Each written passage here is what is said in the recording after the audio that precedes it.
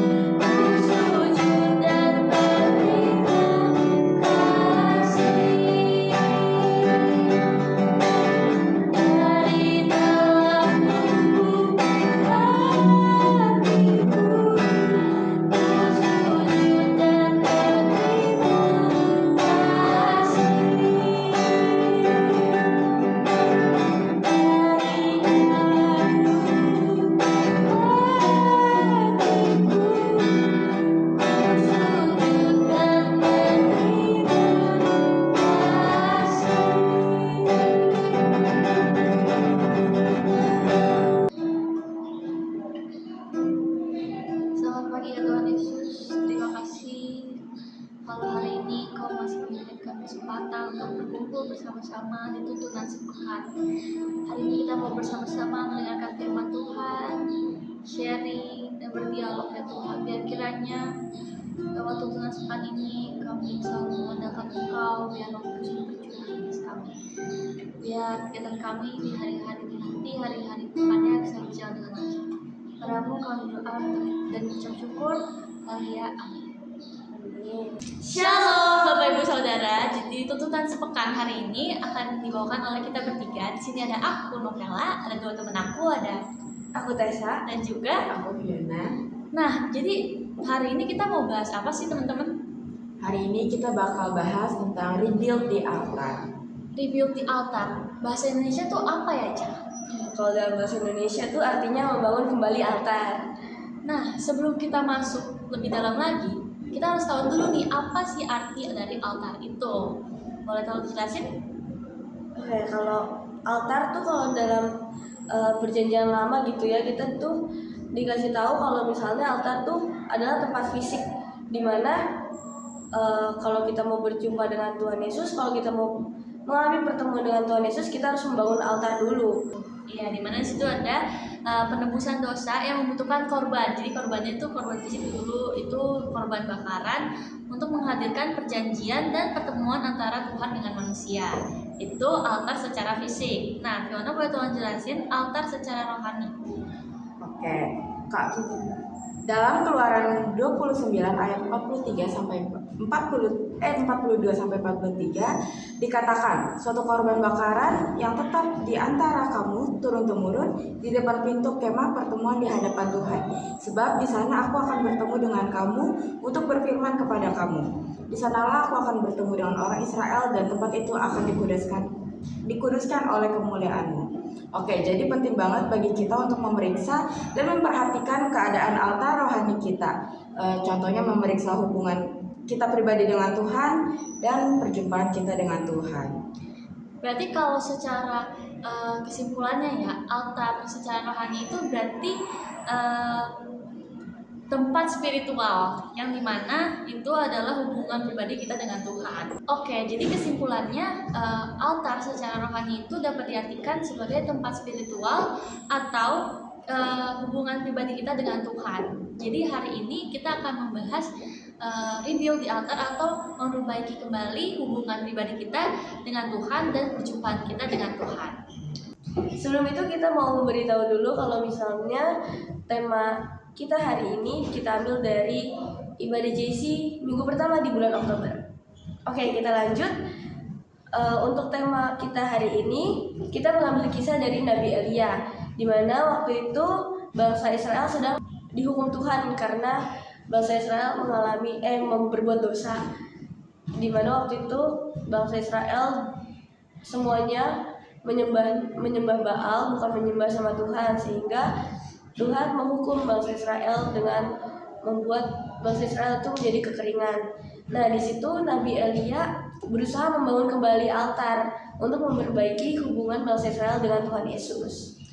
Nah, dari kisah yang disampaikan Eca barusan, Elia yang membangun kembali altar Tuhan setelah bangsa Israel berbuat dosa. Itu artinya Tuhan Yesus itu masih memberikan kesempatan untuk memperbaiki hubungan pribadi kita dengan Tuhan yang udah hancur, atau karena kita berbuat dosa masih diberikan Tuhan kesempatan untuk memperbaiki altar kita dengan Tuhan. Nah, aku ada kesaksian yang kisahnya mirip-mirip dengan kisah memperbaiki hubungan atau altar kita dengan Tuhan. Itu ketika masa pandemi, kita semua sih tidak bisa ke gereja lama. Aku juga tidak beribadah gitu dalam beberapa waktu. Terus Tuhan panggil aku lewat temanku Eca nih untuk ngajak ibadah online di JC Aero. Akhirnya aku kembali ibadah lewat Zoom sampai ibadah onsite sampai sekarang. Puji Tuhan. Ya. Nah, lanjut nih, apa aja sih yang dibutuhkan untuk membangun kembali altar kita dengan Tuhan?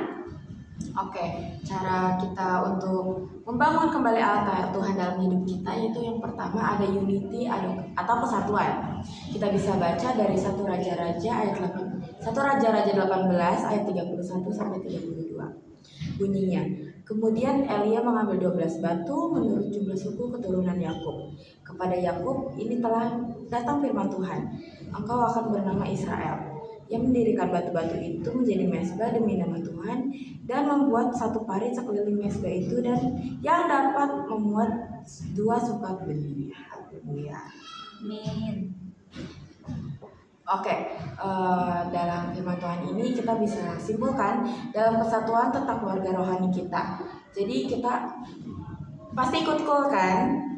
Ya, amin. Di dalam kul merasa gak sih kalian tuh lebih kuat, lebih terarah dan saling mendukung gitu Iya. untuk bersama-sama membangun kembali altar Tuhan. Itu sebabnya kita perlu kul. Karena kalau nggak ikut kul, Gak gaul. Oke. Nah, kita kan sobat-sobat gaul yang udah ikut kul. Nah, biasanya kita kalau kul itu ngapain aja, Eca? Biasanya kita kalau cool tuh kita bisa sama-sama saling bercerita, saling memberikan dukungan, Ya. motivasi, bahkan kita bisa sama-sama saling menguatkan satu sama lain. Iya. Mungkin kalau di luar sana kita punya masalah tapi kita nggak berani cerita karena kita nggak percaya sama orangnya. Tapi lewat cool kita bisa sama-sama saling cerita. Di situ kita bisa saling meluapkan, lalu kita bisa saling mendoakan satu sama lain. Itu sih. Nah, kita juga kadang-kadang main ya, Fiona ya, main lukis atau nggak sharing food, nonton film bareng, pokoknya seru-seru deh. Yang pasti tetap dalam tuntunan Tuhan. Jangan lupa ikut kul. Ya, yang belum ikut kul, segera ikut kul. Nah, yang kedua, apa yang kita butuhkan untuk membangun kembali altar kita untuk Tuhan itu adalah persembahan yang berharga. Kita buka kembali di kitab 1 Raja-Raja 18 ayat 33 sampai 35. Di mana tertulis, ia menyusun kayu api, memotong lembu itu dan menaruh potongan-potongannya di atas kayu api itu.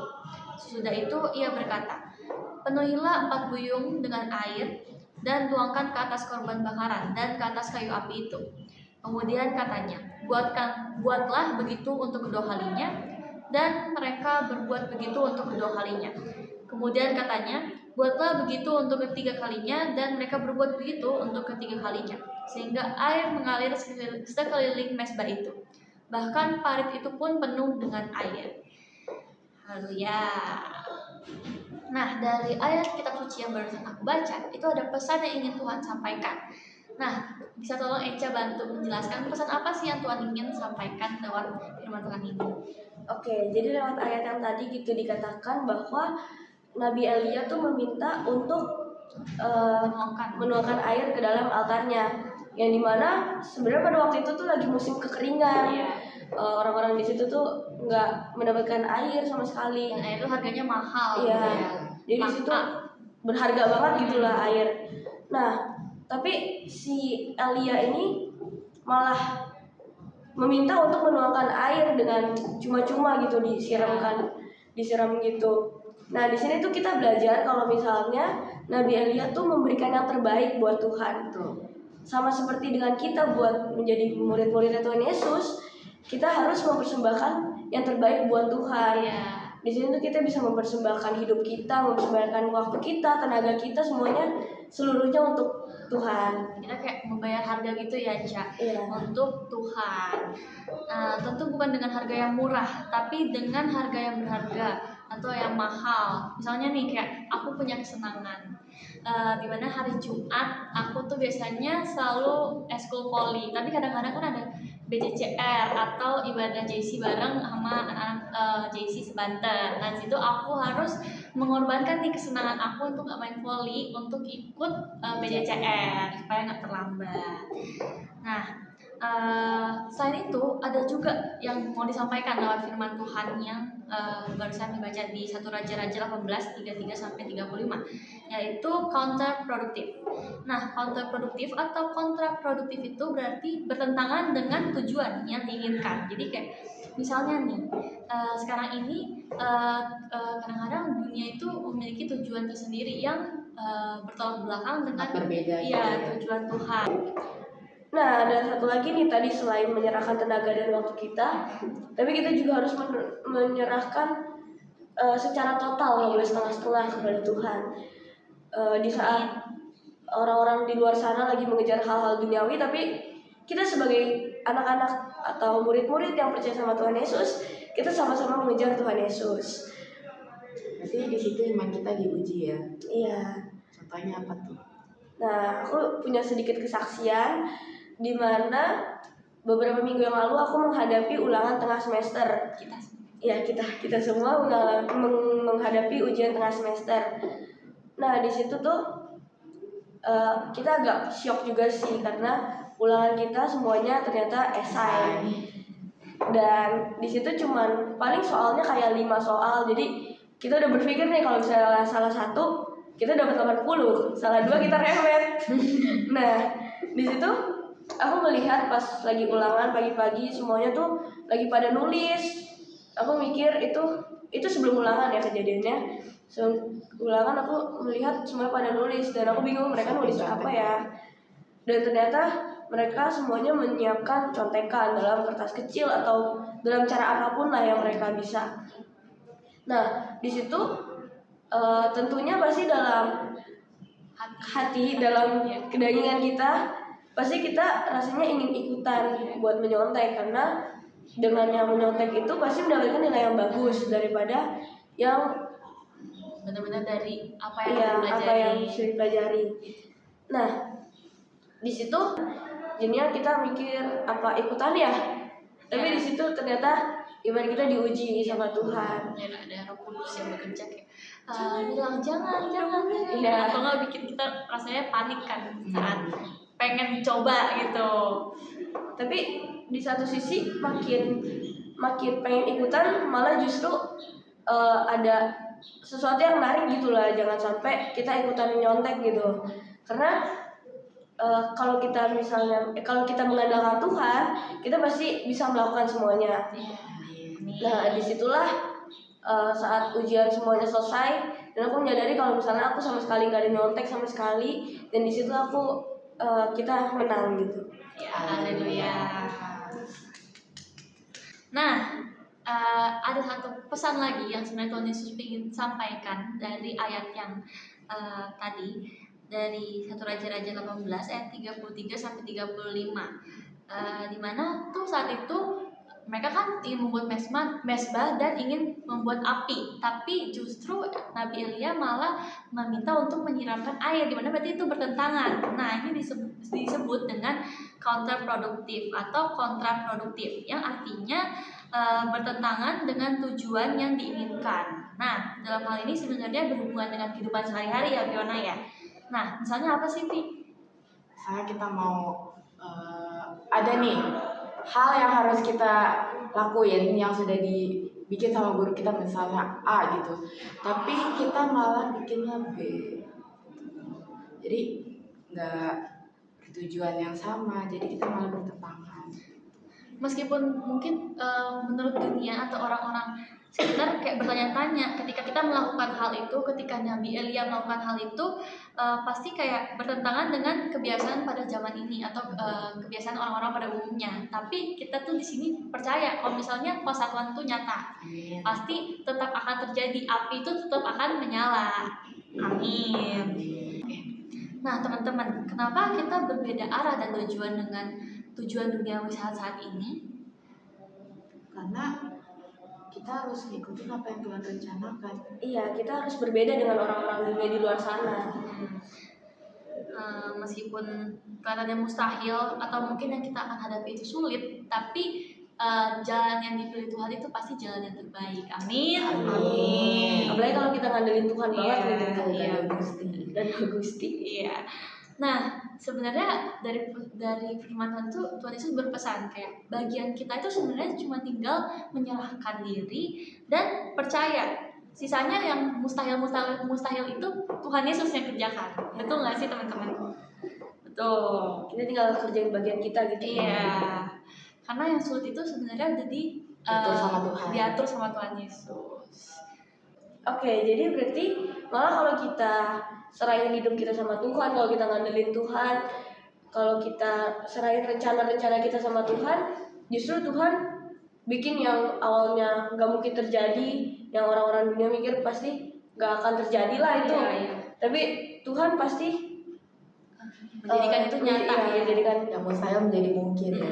Amin. Karena di Tuhan tidak ada yang mustahil. Amin. Amin. Oke, siapa di sini yang mau sama-sama ngandelin Tuhan lebih lagi? Aku. Berarti kita bisa mengandalkan Tuhan di mana aja ya. Bisa di Iya. kelas, bisa di rumah, bisa di pasar. Iya, di- pada waktu ngapain aja deh pokoknya. Iya, Jadi di mana kayak tadi, saja dan kapan buat saja. anak-anak muda kayak yang lagi ujian tadi, Di kantor bisa, di kampus juga bisa, di keluarga, di komunitas-komunitas kita bisa mengandalkan Tuhan. dalam nyari pasangan juga Iya. harus tanya sama Tuhan. Betul, apalagi anak muda kan sekarang kan pasti lagi masa-masanya, masa-masa SMA, masa-masa mencari pasangan. Bener. Nah, berarti di sini disitulah kita mengizinkan Tuhan memiliki hubungan pribadi yang baik dengan kita, sebab segala sesuatunya sudah kita persembahkan buat Tuhan, mulai dari tadi tenaga, waktu, uang mungkin, hobi atau kesenangan, terus meninggalkan hal-hal duniawi, terus kita juga unity atau kesatuan, itu semuanya kita persembahkan semuanya untuk Tuhan. Oke, jadi buat kesimpulannya Adalah, jadi ada dua ya tadi caranya untuk kita dapat membangun hubungan kita, altar kita sama Tuhan. Jadi yang pertama adalah unity, dimana unity adalah kesatuan, yaitu kita bisa temui dalam cool, karena sekali lagi nggak cool nggak gaul. Nah, lalu yang kedua adalah praises offering atau memberikan persembahan yang terbaik untuk Tuhan. Ya, bukan hanya hal materi, tetapi memberikan sepenuhnya atau secara total untuk Tuhan Yesus. Nah, di sini tuh kita juga diajak untuk memperhatikan dan membangun kembali altar yang ada dalam hidup kita. Tapi bukan hanya dalam hidup kita, tapi kita juga bisa membangun altar di lingkungan kita, di sekolah kita, di kantor, atau dimanapun itulah yang Tuhan tempatkan untuk kita. Yuk, sama-sama kita kembali memuji dan menyembah Tuhan. Oh ya